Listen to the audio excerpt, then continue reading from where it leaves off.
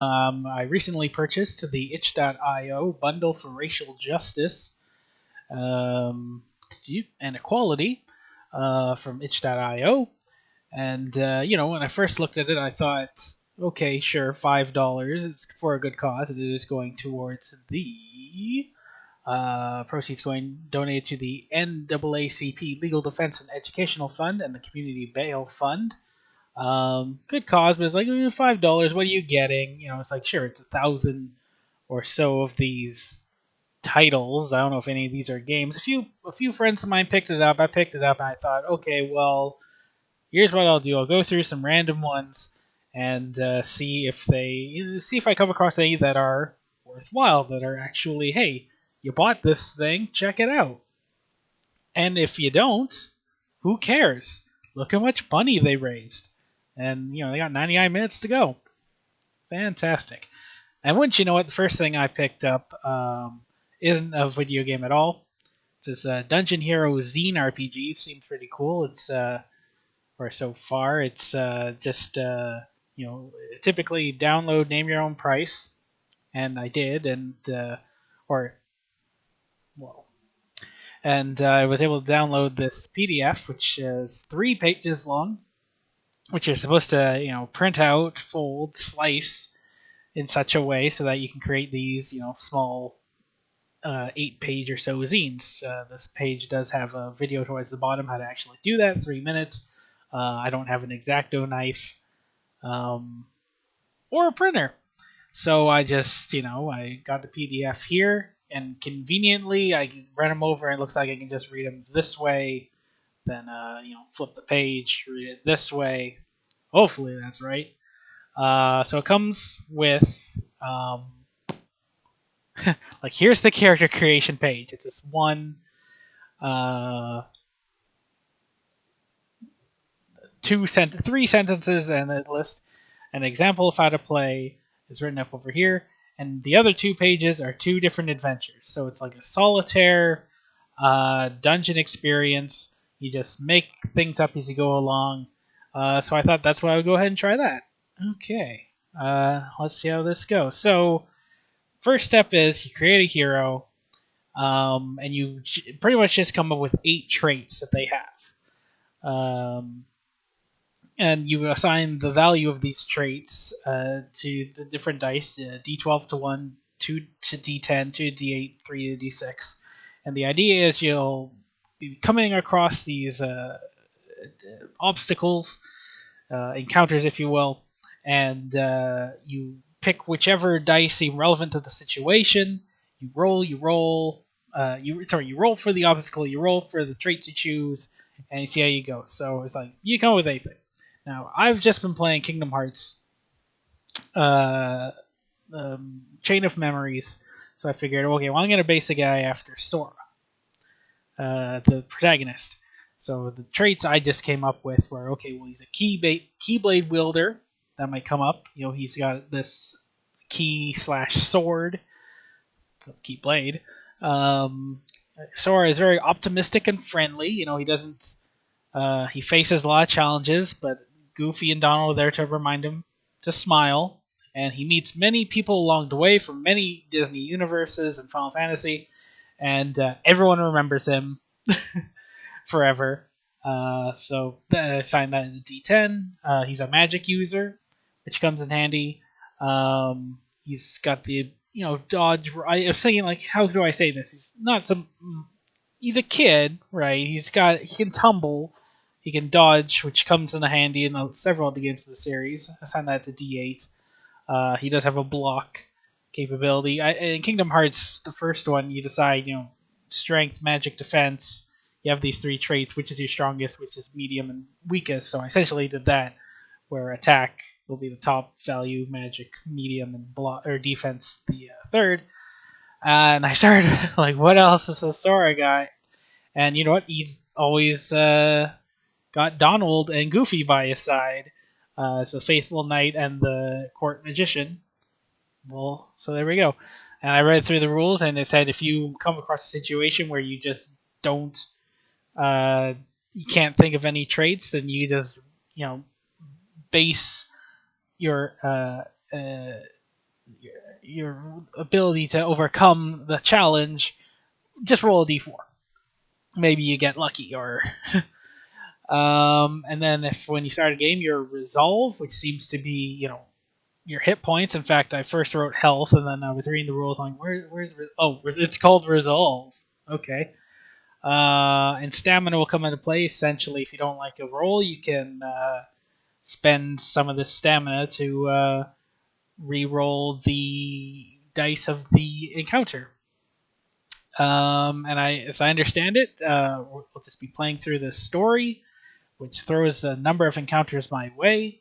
And I guess the goal is to make it to the other side, and maybe get treasure along the way. And I think that's the goal, is to you try it once, you come across some randomly assigned things, and next time maybe you'll roll better or worse, and it'll be easier or harder.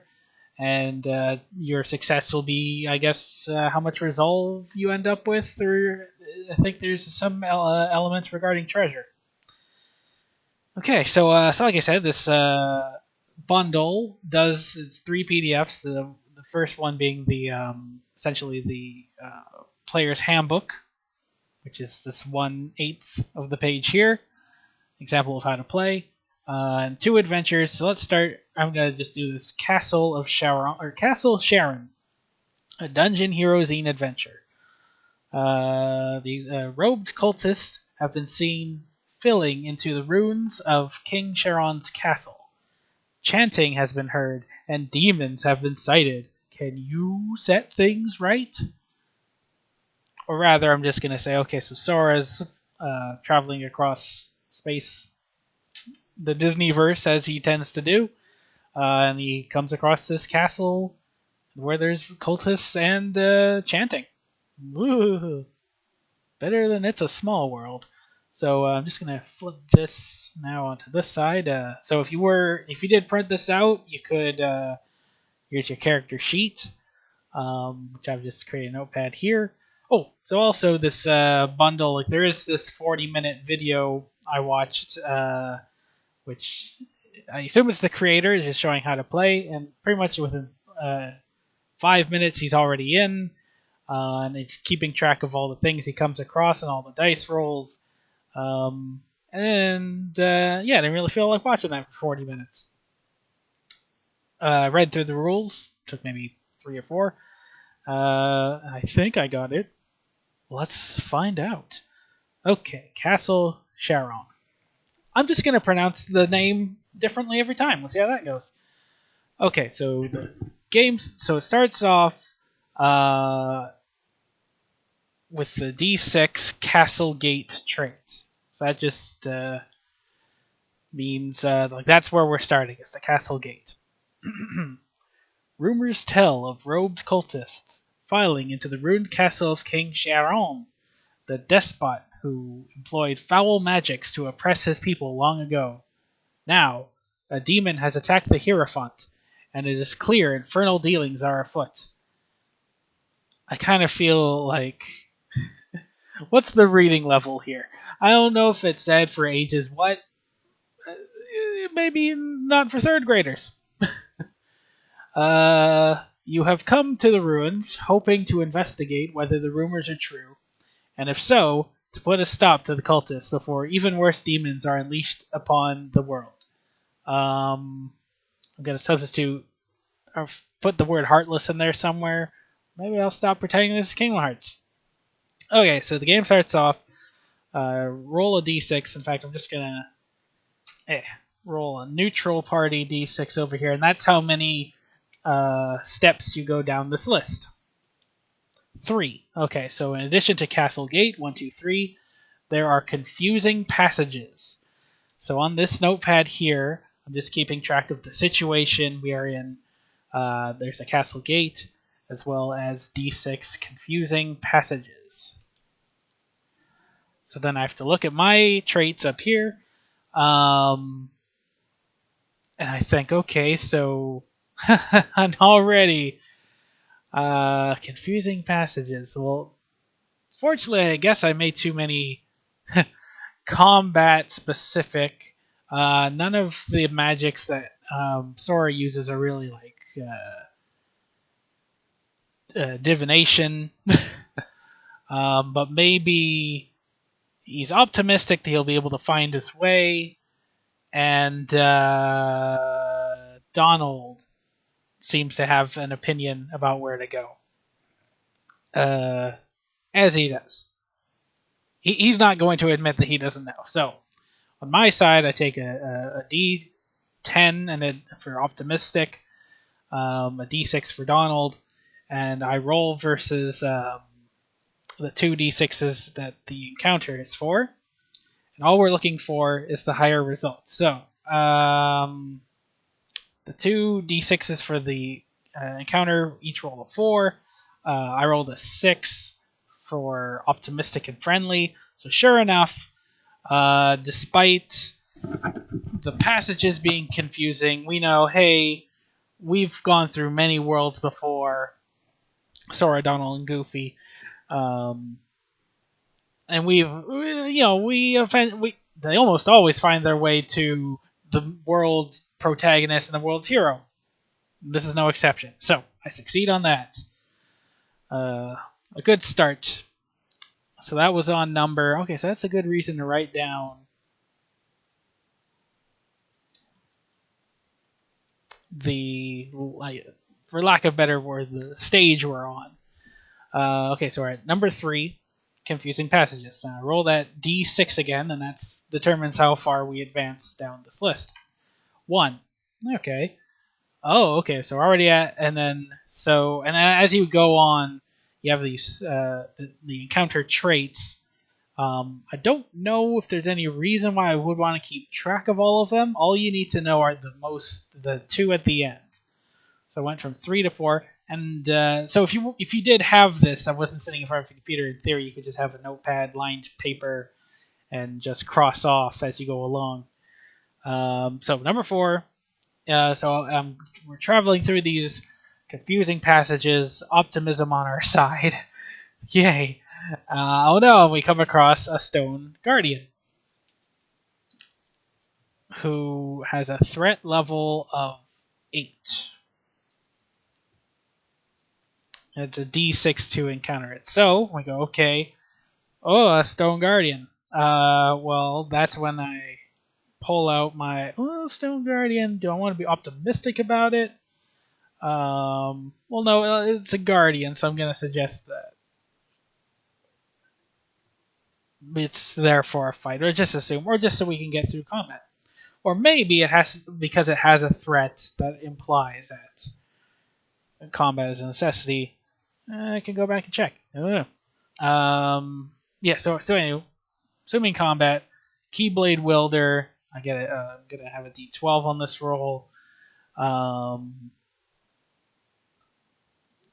And Stone Guardian. So I don't necessarily want to use like fire or lightning, but Goofy will back me up. It's my loyal knight. So I'm rolling a D12 and a D6 versus 2D6 for the encounter. And we're not adding the numbers, we're just looking at the highest results. So the encounter got a 4 and a 6. They got 7 and a 5. 7 is the highest number. And that was for Keyblade. So through Keyblade combat, we have won the first strike. Now, with how this threat identity works is so the highest result on our side was a 7, the highest result on the other side was 6. So we reduce the threat level by the difference, and then we keep going. In theory, I could change the traits up. Maybe I decide, Goofy's one thing, but Magic's the way to go. House rule, sure, make that a thing. Maybe look it up and be like, no, that's not a thing. I'm just gonna re-roll. Okay, my 6 beats their 5, so slowly, Sora and Goofy. Did I say Donald earlier? I think Goofy are slowly whittling this fight down. Oh, here we go. Okay, so 12 of Keyblade Wielder far exceeds the 4 of the Stone Guardian. that and removes the rest of the threat. Now, actually, does that mean in my next encounter, then that den trade is removed, it no longer applies, and you keep the trade before it? Ah, there you go. Okay, so we can now say the threat of the Stone Guardian is 0. And I might as well just move it up this list because we're still stuck in these confusing passages. Sorry, there isn't really much to look at. Maybe you shouldn't read it for spoiler's sake. I'm the best at streaming, aren't I? Okay, so Stone Guardian's defeated. We're at stage 4. Let's continue towards the castle. And then, so the point is we go through this list of 10. Once we reach this list, we stop and read the next paragraph in the story. A 5 brings us to number 9. No, oh. Yes, because we're on 4 and the other had 5. Yeah. Which is a D4 challenge, Carnivorous. It's right there. How can you spell it wrong? Carnivorous worms, which have a threat of 3. And I just realized threat might not be the right word, but I've grown into it. Okay. Carnivorous worms. Oh, okay. Well, we don't want to get too close to these worms. Maybe we should let Donald, or summon fire, blizzard. Have Sora do that, and Donald assists with magic casting as well. So I'm gonna switch to a D10 and D4.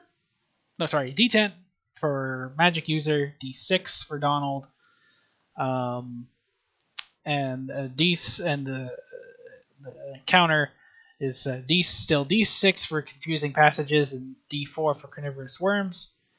Roll the 4 dice. And R6 beats their 4, well, by 2, reducing the threat of the carnivorous worms to 1. Keep fighting. Freeze! And succeed in that. Carnivorous worms down. Now, as long as we don't roll, so we're trying to get past 10 to advance the story. So I think as long as we roll above, we will have to stop, or above a 1. If we do 1, then we do the last. Oh, there's a 1. Okay. So, confident and getting past the Stone Guardian carnivorous worms. Yeah. What do you think it's pronounced? We've reached the 10th item, which is, oh no, a D6 pit trap. Which is just the worst thing to come across in confusing passages, or a medium thing to come across. So I think, so hopefully we can dodge out of the way for the D8. Otherwise, we could brace ourselves with a block if we land on something, or spikes shoot out at us. We can block against them. So for the hero, I'm rolling a D8 for dodge roll, tumbler, D6 for block versus 2D6. Checking the numbers, yeah, for confusing passages and pit trap. And I get 6 beats 5.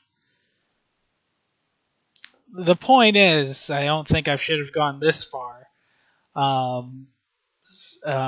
If the encounter is better than my rolls, whatever the difference is, I'm supposed to take that away from my resolve.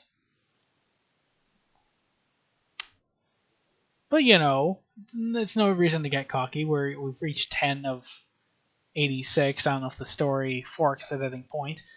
But let's see. Let's keep going. Also, the thing did say it takes 15 to 20 minutes to play. And maybe longer if I explain everything. And, ever so creatively. But we've reached the next point, so I think we just stop here. You enter the castle ruins. Rubble and corruption are everywhere, but you do see that well-trod paths crisscross them. So you do see that well-trod paths crisscross the muddy ground. Many people have passed through these holes recently.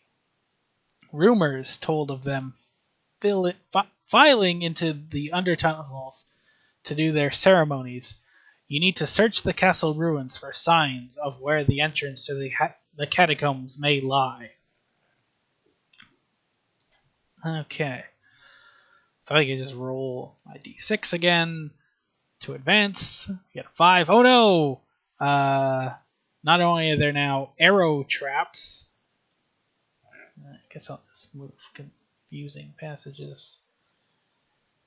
There might be a thing at the end where the numbers affect scoring, but I don't think that makes sense. Okay, so there's pit traps, +5, and arrow traps. Oh, I called this. Okay. Which have a challenge of d6. So, not to be. Well, I didn't know it was going to do. It was going to say that. I think I should. Let's just remark. I like it when you're doing a. If you're ever reading a module for an RPG and it says, "Oh, your party might decide to do this, or they might decide to do that," and then when you're running the module, and you just think, and then your party goes, "Hey, should we do this?" Well, I don't know. We could do that, and it's just like, how do they know? These authors, it's a lot of wisdom and experience, I guess. Okay, so the point is, I'm just gonna use the same logic. Hopefully, I can dodge or tumble my way across the pit traps and block any arrow traps. So I'm rolling a d8 and a d6 versus 2d6. 6 beats 3. Okay, these numbers. Okay, this d6 has a 1. Okay, 6 and 3 beat 3 and 2. Yay! So I navigate past the pit and arrow traps. Roll the d6 to advance. Roll 4. So we say goodbye, which brings us to 19. Which guard dogs with a threat. Challenge of d8, threat of 5. And if I defeat them, you know what they're guarding is pit traps and arrow traps. Yay! Now it's tempting to say, Donald and Goofy, why don't you take care of this? But these guard dogs, challenge of d8. This could get messy. Now, Stixie using the Keyblade. Optimistic friendly. That'll come up. Actually, it has already, hasn't it? Yes.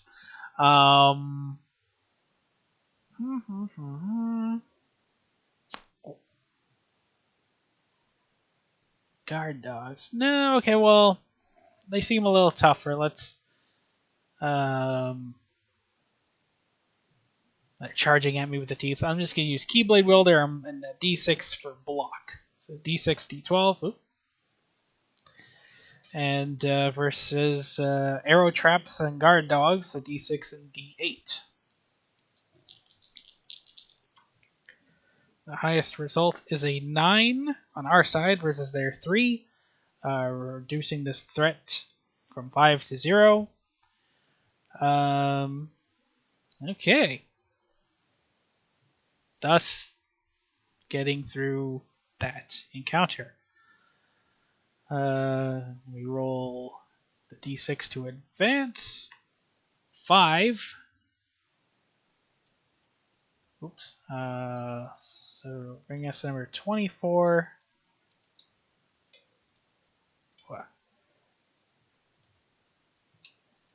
Where we're encountering, as we're navigating through these arrow traps, we're looking left, or I guess we're keeping our eyes on the ground and the ceiling, making sure, there's no arrows shooting out of those.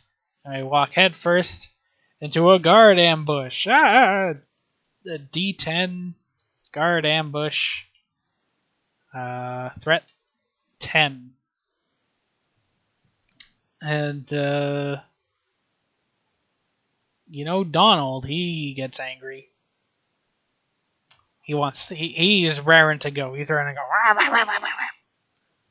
That was terrible. That was terrible. Also, I'm running out of water. So that will be the last Donald Duck impression. Before there even was one. Keyblade wielding is always good. Oh, and Donald, already established, wants to fight. D10 for guard. And D6 for arrow traps. So I guess like the guards know, okay, well I'm gonna attack and parry, and then you'll be over there, right in front of the arrow trap. Ah! But that is not quite what happens in Kingdom Hearts games, I guess. As 7 on our side beats 6, reducing the threat down to 9. Roll some more. Ooh, okay, here we go. So the guard rolled a 10 versus our 9. So we have a choice. We could either reduce our resolve by the difference, so that I go down 1, or I could spend some of my stamina to make... yes, so I would take the die that won the roll, and on the opponent's side, so to speak, and re-roll it. Now, odds are a D10 isn't going to beat a 9 again, but I don't think it's worth it. I think we have more resolve, so I think I'll just lose a point of that, thus ending the flawless run. Then we continue fighting. Yep. Hooah. Oh, and this time, an arrow manages to get Donald.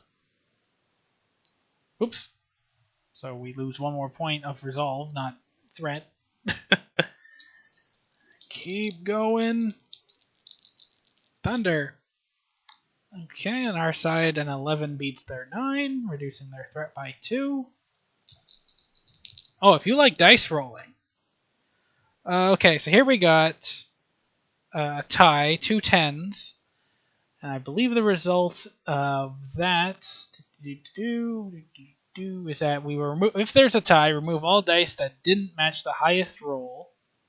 Remove all dice that,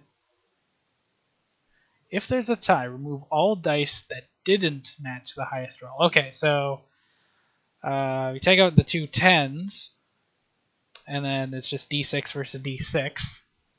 Oh, sorry, and compare it. Wait, re-roll. Remove all dice that didn't match the highest roll. So we're keeping the ones that did match, which in this case is a D12 versus a D10. Re-roll and compare again. So we're just rolling. And this time, their 10 or D10 did better than my D12. 9 by 7. And I could. No, so I'll just take out. See, this is where it gets good. Decision making. So was it 29? I should have gone down to. I don't remember. 2 now.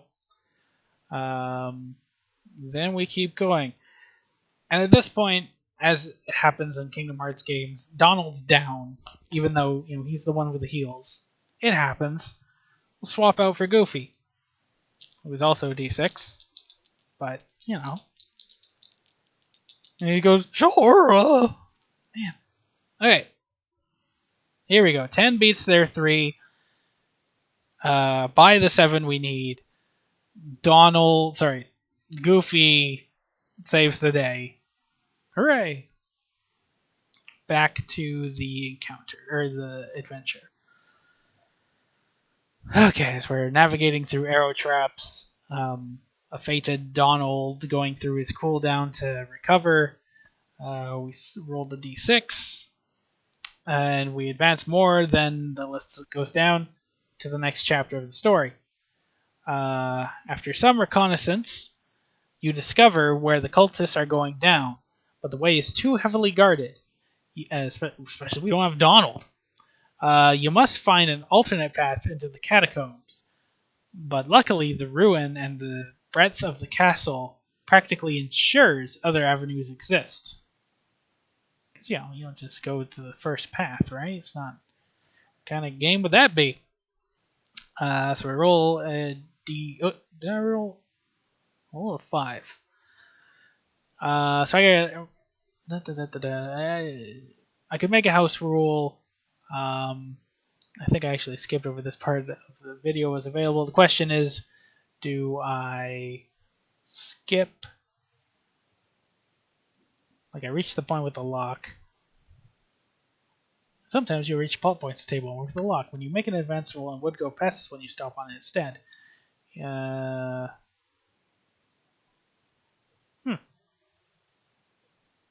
guess I stop on it and then I roll again. My magic is house roll as long as you're being consistent with yourself. So I'm not going to use up the 5. I'm going to reroll 2. Okay, so 1, 2. Get rid of the guard ambush.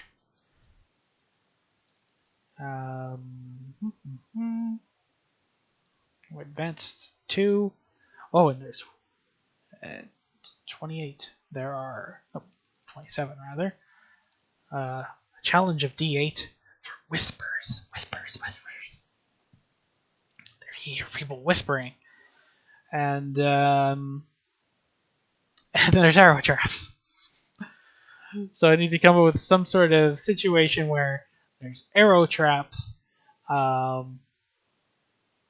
I guess okay. Well, we can't really be tumbling around using magic, or wielding our keyblade. But you know what? Let's just block any arrows that might be coming at us, and if we shouldn't be listening to these whispers, we'll just hold out for being optimistic and friendly. Yeah. So we're rolling a d10 for optimistic, a d6 for block, versus a d6 and a d8. 6 beats 5, and we are able to listen to the whispers. Oh, so actually, the video kind of said, whatever die is the highest, try to come up with a reason why that one worked. So, you know what? We ended up these people whispering. They, were too focused on being quiet to realize, oh no, they were about to fall prey to an arrow trap. Thankfully, Sora and Goofy were able to rush into the situation and use their shields to block some arrows from hitting these people who are whispering, and made friends that way. And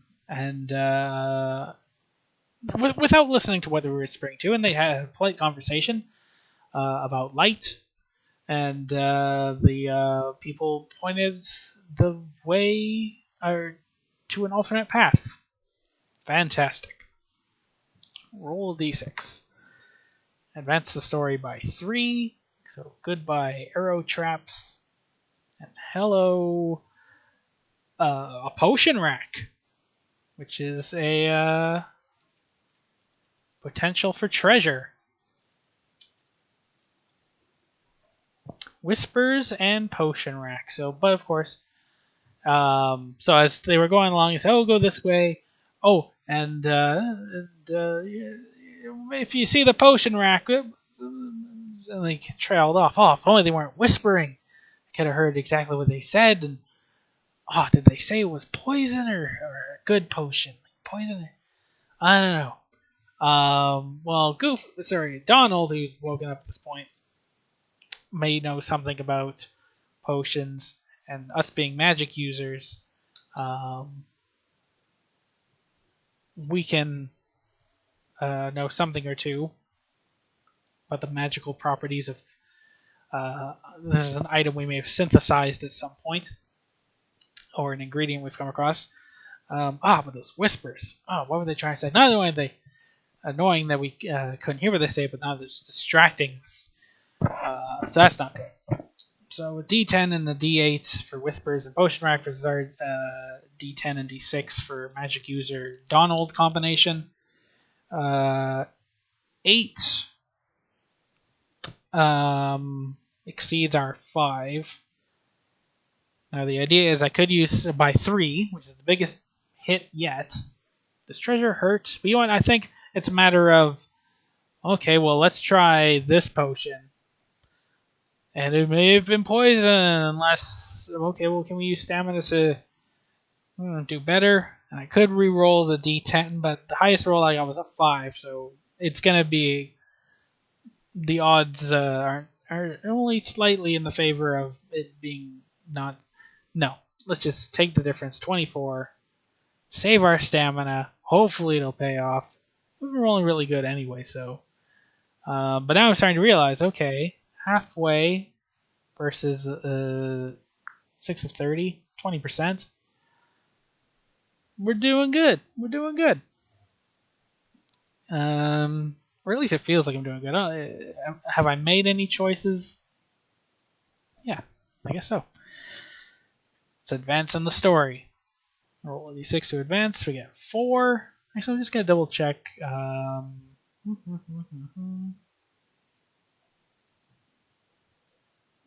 Yeah, so if yours is the highest, the outcome favors you. If either of the environment traits is marked with a treasure or gemstone, you earn the treasure. So in this case, I didn't. Well, I guess I'm still there. Okay, so I rolled a 4. So while I'm still going, okay, the first potion, that wasn't a good idea to drink that. We advanced to 34, where this potion rack is, while Sora is coughing up a lung, Donald is still looking at the potion rack. Sora's coughing and almost falls down a D6 stone staircase, which hopefully through being acrobatic he knows, I can cough without falling down stairs. I can dodge stone. But while Donald, I'm saying, is still looking at the potions, is what I said. I like the idea of once I say a thing, you can't go back. You can't go back. Versus a D10 potion rack and a D6 stone staircase. And I almost got pretty much the same outcome. Well, okay, so this time rolled a 10 for the potion rack. These should be called poison rack. Versus a 5 on my D8 roll. So yes, I'm going to spend a stamina to re-roll the D10 and hopefully get less than 5. 9.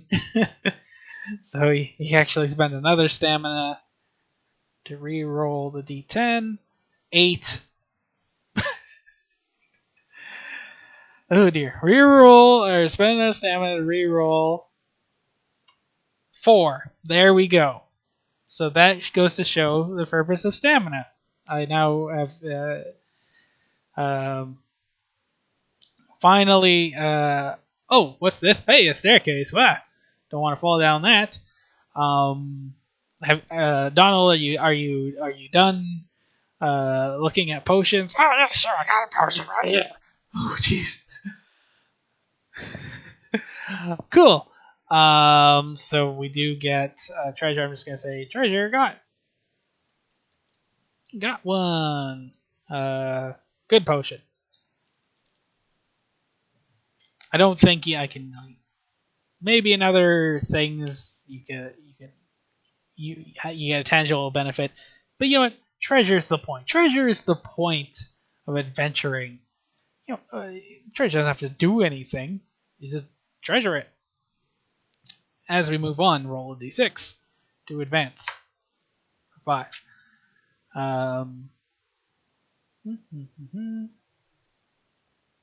Brings us to 39. It's walking down the stone staircase. There's a mummy.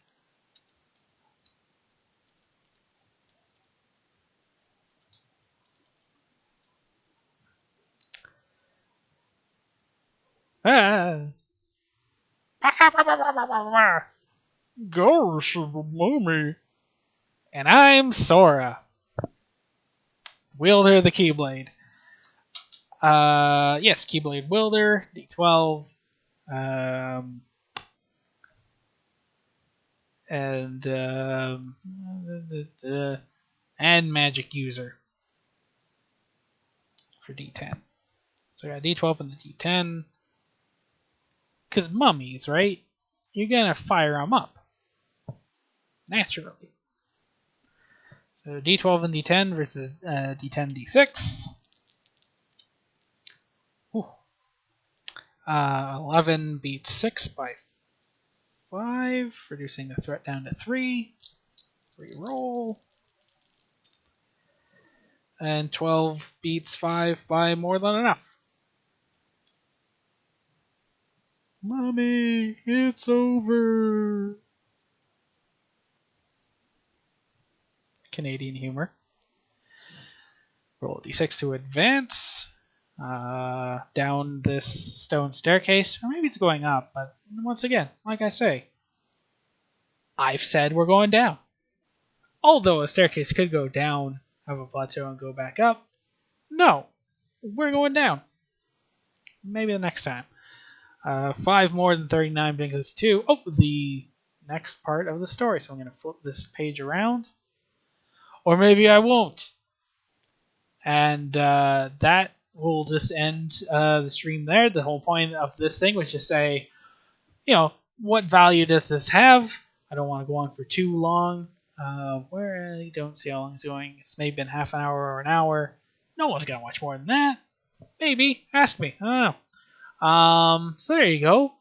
For a thing, so I paid $5 for 1,000 things. This is one of those things. Dungeon Hero Zine RPG. And yeah, I'd say it's worth more than $1. I feel like if I went to a VanCaf, let's say the Vancouver Comics Arts Festival, someone had one of these, yeah, I would pay $5 if someone took the time to already print it out, and it came with the core rules and 1 or 2 adventures. So there you go, Valley. So if you like that, I left out half of this story. Will, Sora, Donald, and Goofy find robed cultists? That's what we're looking for. And scribble over here and say, and the Heartless at the end? Maybe. Maybe I'll die on the way. I imagine it gets harder. Maybe there's more fights. Don't know. So yeah, I had fun. Hopefully you did too.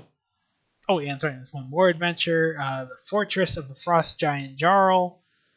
So yeah, so if you bought the bundle, great, there it is. Otherwise, name your price. I'd throw, $1 or $2 at least.